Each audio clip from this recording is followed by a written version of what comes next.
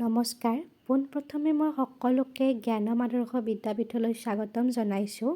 সুজলা সুফলা শস্য শ্যামলা আই অসমীৰ শীতল কোলাত আলফুলকৈ গঢ় লৈ উঠা চাংচাৰি অঞ্চলত জন্মগ্ৰহণ কৰি তোমালোকে যি হাইস্কুল শিক্ষান্ত পৰীক্ষাত সফলতা অৰ্জন কৰিলা, সেই সফলতাই তোমালোকৰ শিক্ষাগুৰুৰ লগতে মা দেউতা আৰু তোমালোকৰ অঞ্চলক সকলোৰে গৌৰৱ কঢ়িয়াই আনিছে।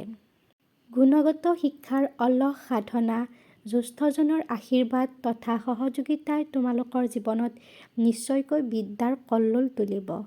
শিক্ষাৰ প্ৰতি একাগ্ৰতা, নিৰন্তৰ মনোযোগ আৰু মানস প্ৰকল্পই তোমালোকৰ জীৱনক কল্পতৰু প্ৰদান কৰিব।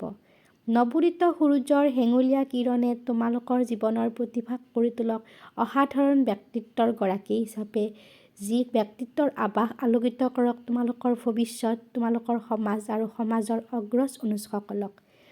পৰিসমাপ্তিহীন মনোকামনাই মানুহক বিপথে পৰিচালনা কৰাৰ উদাহৰণ থাকিলেও, পৰিসমাপ্তিহীন শিক্ষাৰ সাধনাই সঠিক পথৰ দিক দৰ্শন কৰি উত্তৰণ ঘটায়।